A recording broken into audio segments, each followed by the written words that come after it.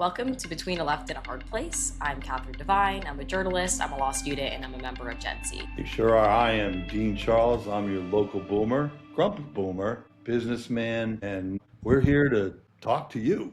So if you're ready, let's go. Okay, great. So, Dean, lots to talk about this week. I think maybe we want to start with an election that's quickly approaching, the one in Michigan. I think we diverge a little bit here. I think Yeah, I think you're much less of a fan. You're probably on the opposite end of that spectrum. yeah. I can't even imagine having a guy like El Said on the as a senator. It's bad enough there's socialist Congress people, but to have an actual, although Bernie, I guess, Bernie's an independent. I mean, he doesn't even run as a Democrat. And this guy's running as a Democrat, and he's flat out socialist, commie. He's not a member of the DSA, but he is. He's made comments in the past that put him straight up with the Democratic Socialists. He is supported by Hassan Piker.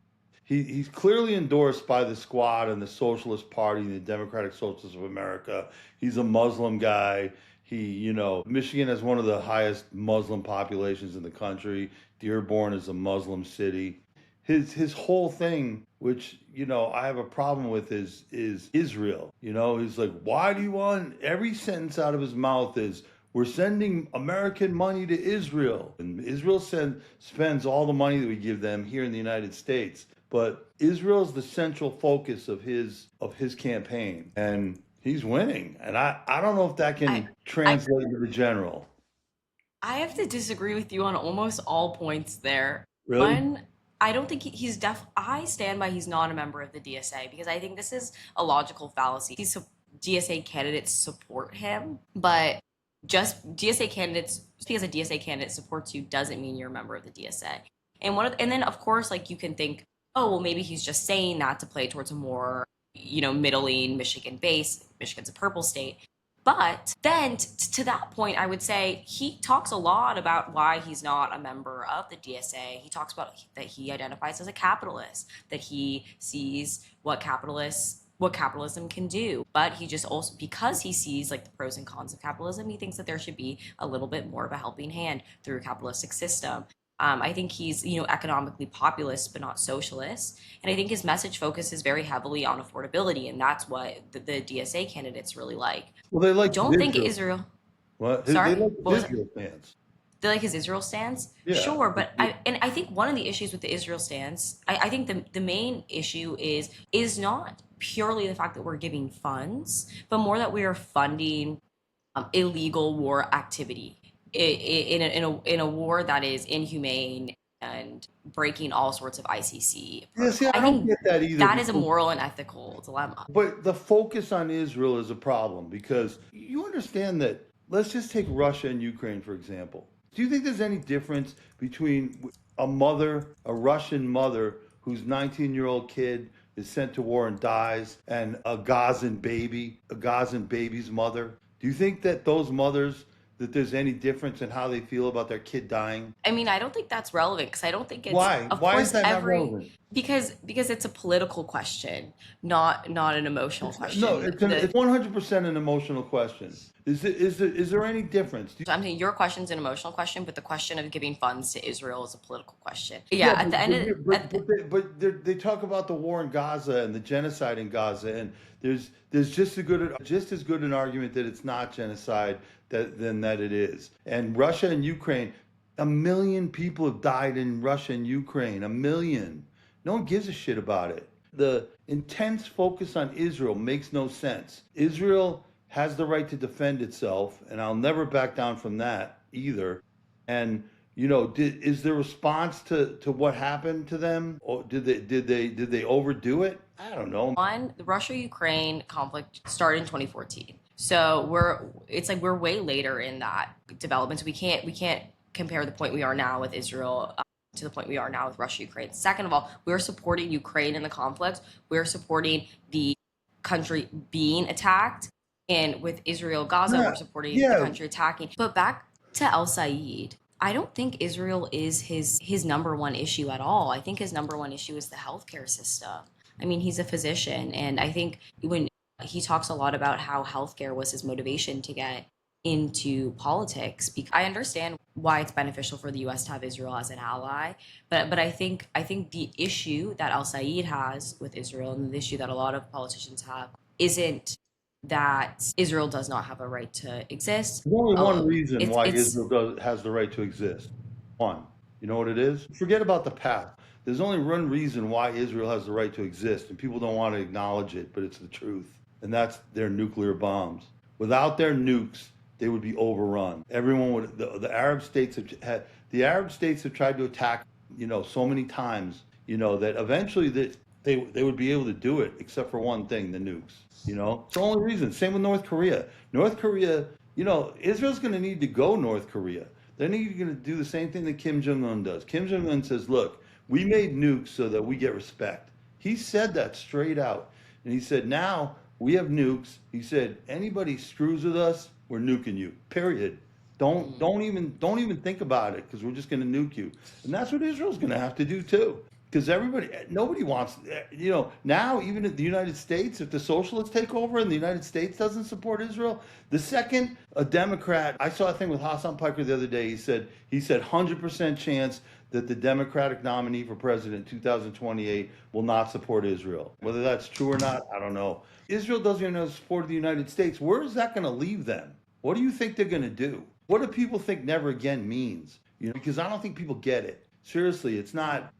Never again doesn't mean, oh, for everyone. That's bullshit. And I well, can tell you firsthand that's not what it means. I And mean, I think there can be nuance in the stance, though. I think you can support a country without supporting war acts of its leader. listen, I don't support Netanyahu. He should be gone, right? If you look at it, he's been in power for a long time, like Yeah. 20 years or something. And I don't think very many people support Netanyahu, even in the United States, even the Jews in the United States. Most of them don't support Netanyahu. It's time for Netanyahu to go. There's certain things that we could talk about. So the government, obviously, they're a right-wing government like Trump, like the Republicans in the United States. Do you think people should be turning on the United States because of Trump? I mean, Mondami, he just appointed 18 lawyers to, I forget what their function is, to determine policy in the city.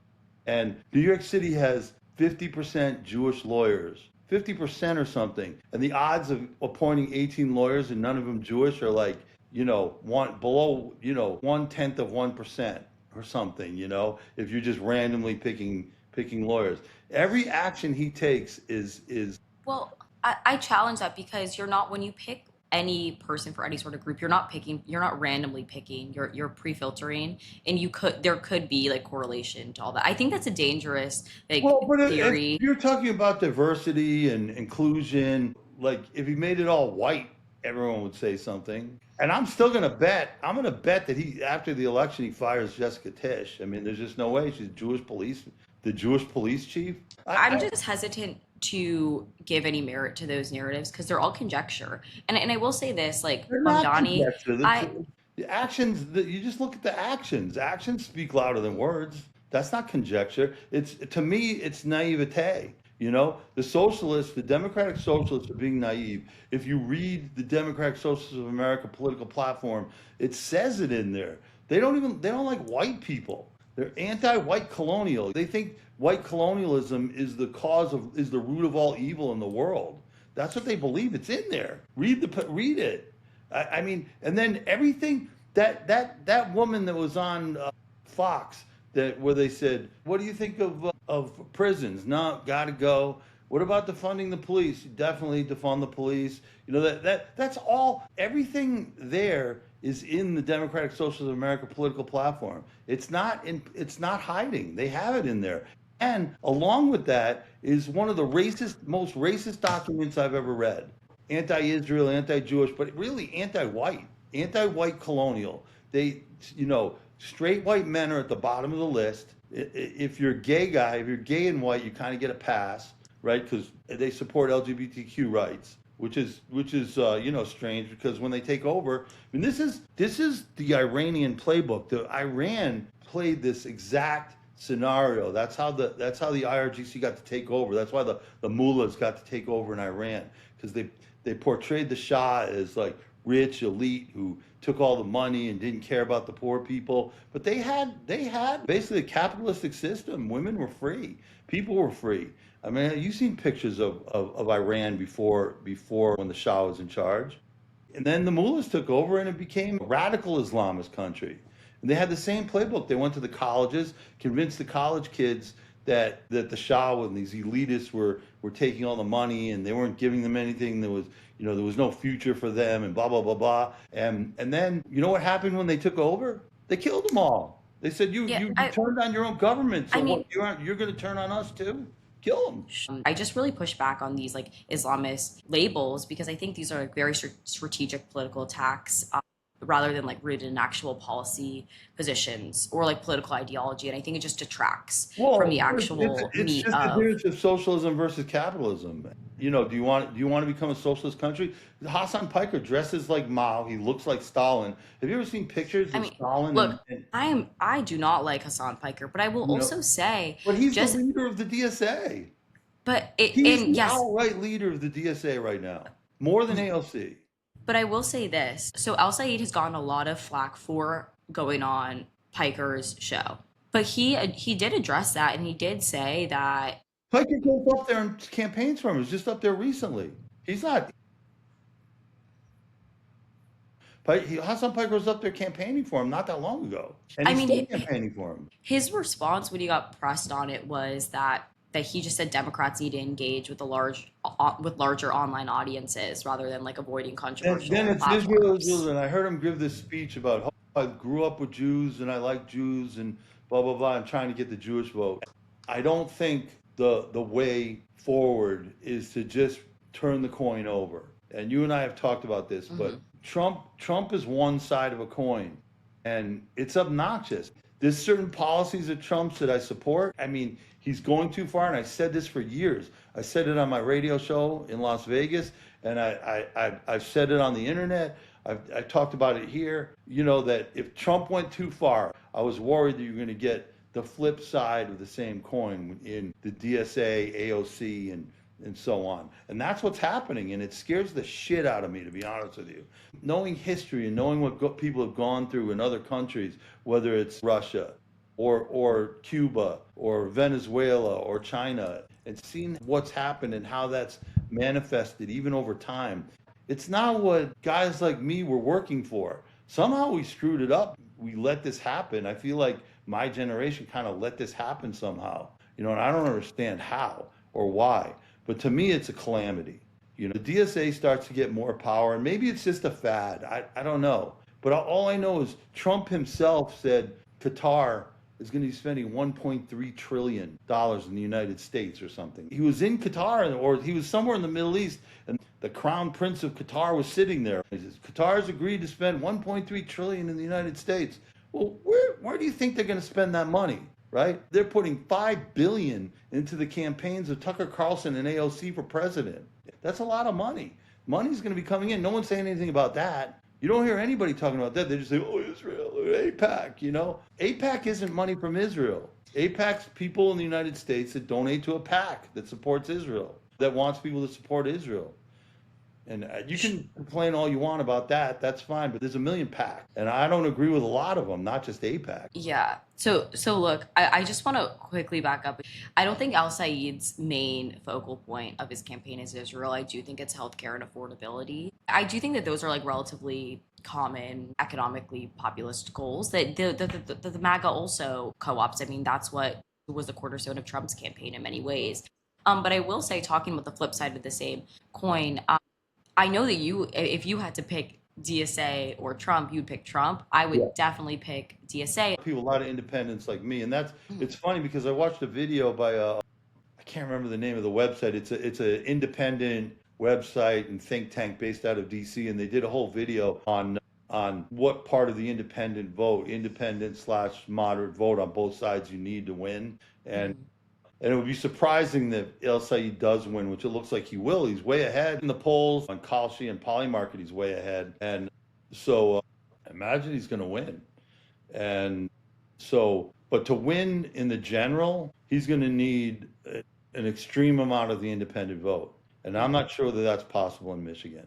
It's weird because on Kalshi and Polymarket, he's, I believe, a favorite in the general election, but the polling shows him 10 points down to Mike Mhm. Rogers. So I don't know. It'll be interesting when they do get to the general, see what happens. He's obviously going to switch his positions to be more moderate, like everyone else. After a few weeks, he'll be like, "Oh yeah, I'm moderate now." Yeah, it's just how the game is That's played. how, I don't know. The other one is also St. Louis. St. Louis first district is really interesting to me because Hmm. you have Cori Bush, who was their representative for 2 terms, and she was a loud, outspoken, angry member of the squad. And everybody remembers the pictures of her and Rashida Tlaib and Ilhan Omar, Rage Against the World, and that was her thing. And she seemed like she represented. To me, I just said she doesn't represent St. Louis. She represents Rashida Tlaib's district. Like, her anti-Jew, anti-Israel stance was, horrific in my mind. Then this guy Wesley Bell comes along, and he's what I would consider, like, in the black community, every mom's wish for their kid. He grew up in St. Louis. He started out as a DA and then went on to be the county prosecutor. And like, this guy was an absolutely successful guy, nice guy, pragmatic guy, and he ran against Cori Bush last cycle, and he beat her. And when she lost, she was so angry and so bitter and so rageful. And I remember her speech. Did you see her speech when she lost? No. She raged against AIPAC and the Jews and how she was coming for them. And you don't know what you did was basically her in Congress. And if she wins, I'll be really disappointed. Really, really, it'll be really scary to me. Actually, in Pally Market, Wesley Bell's in the lead right now, and the polls. He's actually leading. She was leading for a long time, but recently in the last couple of weeks, he's leading. So it's going to be interesting to see what happens there too. I don't know what's going to happen there. Yeah. Well, I mean, he's the incumbent. He has establishment backing. Yeah, It seems like he'll have the edge. against the socialists. I see a lot of places where the black community is kind of like, we're not into the socialist thing. But I was gonna say, like in the same way, having establishment backing is sort of a double-edged sword. On one hand, it gives Bell the edge, establishment backing, Right. but then on the other hand, Yeah. I mean, Bush will probably benefit from an Yeah. anti-establishment Right. Yeah. Yeah. Of sentiment. course. In the So, primaries. In the primaries. Well, that's a district that Biden won by 50 points or something. I mean, it's a total blue. Whoever wins the Democratic primary wins in that yeah, district. It's no way it's in play for the Republicans. It's just a solid blue district when it comes to the general. Whereas Michigan, on the other hand, is not. Michigan's purple, and that'll be an interesting race no matter what, because it's not solid anything. And it'll be really interesting to see what happens, because Trump won Michigan, but so did Alyssa Slotkin, who's a Democratic senator. So in the last election, similar here in Nevada, where Trump won, but Jackie Rosen won in the Senate also. And but I think Alyssa Slotkin was running against Mike Rogers too. It was really, really, really close, like really close, within like a half a point or something. She won by in Michigan, yeah. and Trump won Michigan in the last election. Yeah, it's so hard to know, especially because I feel like the inaccuracy of polls is definitely an increasing phenomena. Partially because I think their methodology is really flawed, and also I just think that Yeah. like it's the whole like silent majority thing. Well, how are you polling? I've always wondered that, how when you do polls, how are you polling? Because the old method of just making phone calls to people, I mean, who Yeah, answers the phone? yeah, I'm And I definitely know blocking that nobody. number. I'm not I'm a answering it. boomer and I don't answer the Yeah. phone anymore. You know what I mean? I call them crank calls, but spam calls. I'm thinking about changing my number because I get so many spam calls. And I've been on the no call list for a long time. I don't even know what to do. You report it. I don't know if the same thing happens to you, but Yeah, I get spam every day. I get probably 10 calls of spam. So I don't I I do don't answer too. my phone unless it's somebody I know. Same, You know, same. that's multi-generational now. Nobody Yeah, answers their phone, and you're not calling landlines, right? Because even people my age, people have landlines for business. There are landlines around, but not many anymore. Most people just use their cell phones, and most of the people I know that do have landlines don't answer it. They have specific reasons why they use a landline. and if you only call landlines, you're essentially only Yeah, sampling. yeah, yeah. Like, So like how are you going to get online? Where people are is online. Everybody has the things they do online now. It's very yeah, rare for someone to not have the thing they do, yeah, whether it's reading books or certain areas of interest, whether it's art or music or Hmm. politics or whatever it might be. People have their interests in line that they go to. I've definitely gotten some polling pop-ups on YouTube, but I Yeah. just click out of them Yeah, I because do too. I don't I'm even like, just get bother. me to my video. I don't want to No, I watch. know. I I don't don't want bother to do with this. polls. Never. Yeah. I never. I'm like, get out of here, you know? Yeah. So, and I imagine most people I know that are like that. I don't even know where you get the polling numbers. If I do happen to answer for a poll, I don't participate. I'm like, nah, I don't know. So Yeah. we'll And see definitely what not a random sampling of people. I don't think the polls are accurate either because of that. It's too hard. Although the polls in the last election were pretty favorable. I mean, if you know who Nate Silver is, Yeah. so he writes about polls. He conglomerates all the polls and tries to tell you who the best polls are and who's accurate and who's not. And you know, in the last election, the polls weren't that far off. They were pretty close, you know, which is surprising to me. The polls were fairly accurate. They were within the margin of error. And Yeah. so, you know, are the polls in the within the margin of error now? I don't know. You know, they're starting to say 3, 4 points is the margin of error. Mm. And so Yeah. I guess We'll that's see. because of the inconsistencies in polling. Yeah. So Dang. Okay. Well, I guess keeps things interesting because we're running out of time. Like, I do want yeah. to quickly pivot and talk about a little bit about Todd Blanche Yeah, that's because crazy I stuff. I just think this is insanity. The thing that sucks the most about it is that the two Republicans who are absolutely right to say we're not letting this guy be attorney general unless he's willing to sign off on not putting in the 1.8 billion for Donald Trump's personal fund to give relief to anybody you want, to the January Sixers, whatever you want to call it. And the thing that sucks is that both these guys aren't running again and their terms up, so they're willing to go against Trump. That's what bothers me. I don't know, like senators, we're in a system where all people are worried about is reelection. What are we going to do for reelection? We're not going to do the right thing. We're going to do the right thing to be reelected. And And beyond that, it's not just we're worried about we have to do the right thing to be reelected. It's we have to pledge allegiance to right, Trump to be reelected. reelected. But the Democrats have to do the same thing. It's all the politicians, Republican Democrats. So now on the left, the moderate Democrats aren't saying the only one that says anything is John Fetterman. That's because he doesn't care about being reelected. He already said it. He goes, I'm going to do the right thing. I don't care about being reelected. So he doesn't get reelected. He understands that, you know. But that's his personality. Nobody else in the office is like that. That's why I know you don't really respect John Fetterman, but that's one of the reasons why I do respect John Fetterman because he's not worried about reelection. Look, I respect the willingness to speak his mind and go against the status quo. I respect that. I think personally, he just seems kind of like an asshole to me. It's like, just put on a suit. Come on. It's so, like, as Gen Z would say, it's so pick me. It's giving pick me. I'm different. I'm special. It's like, just put on a suit. Like, that's not a crazy thing. Like, just show a little bit of like decency. That is honestly how I feel. So I this think he stuff's likes the going to play attention. out, though. The AG stuff is going to play out in the next week or so. Trump's already thinking about pulling them, right? And I don't even know what to think because it's, you know, if they're pretty clear about what they want. So I don't know if I don't know what Trump's thinking. Everyone, it's the trouble is Trump's all about the 80-20 issues, and this is an 80-20 issue against him. And I don't know why he just doesn't say okay.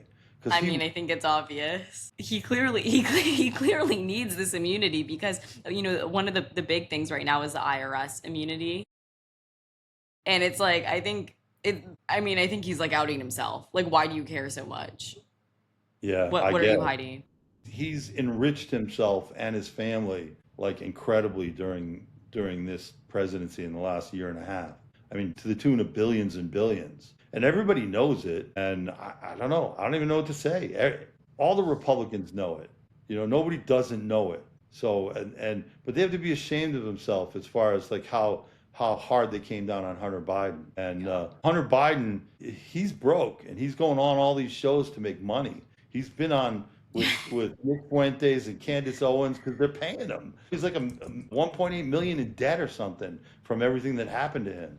And he talks candidly about his addictions and you know everything that he went through. And but what the Republicans put him through, being the son of the president, and they accused him of making all this money because, leveraging his father's presidency. And now, Trump's kids are like, Trump just gives the excuse, oh, well, we're businessmen. Well, Hunter Biden's a businessman too, I mean, it doesn't make sense. He's as smart as Trump's kids and as business savvy. So the fact that the Republicans don't feel any remorse towards that is crazy to me. Well, and that's one of the gripes I have against the MAGA right, where it's just demagoguery. It feels like the government's being run like a third world country. It's just like everyone's quietly accepting that just Trump's pockets are going to get lined. But I will say about Hunter Biden and his podcast circuit, and I love that he's in the public eye right now because he's actually kind of funny. I don't know if you ever look at his Twitter or anything, but the right was circulating this meme about where they photoshopped it was supposed to be a crack pipe in his mouth, and he replied, he was like, I know this might sound petty, but I can't stand it when people photoshop a meth pipe in my mouth. A crack pipe doesn't have that little bowl at the end. That's why we can't trust AI. I'm like, that's so funny. Accepted the fact of everything that he went through. He's just an open book about being a really bad drug addict. The thing about why Trump's in office, though, goes back to what we were originally talking about.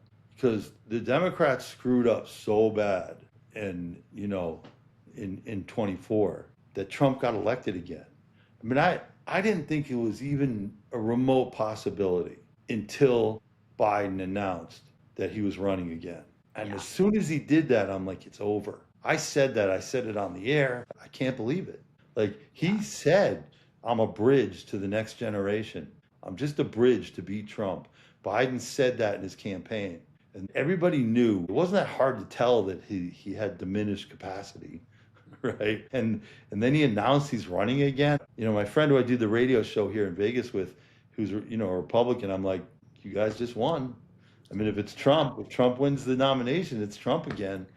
That scares me, but it's going to be Trump. And then the whole, democratic socialist ideology and the woke left is so idiotic. The whole thing is idiotic to me, and Trump won. It was so idiotic that Trump won again, right? How could Trump win again? Look, I agree. I see why it took him so long to pull out of the race, which I think he should have pulled out. I will say I was in New York City that summer, the summer of Kamala's campaign, and I remember thinking, oh my gosh, this is not going to work. And the reason why I thought it wasn't going to work was because it was working so well for Gen Z people in New York.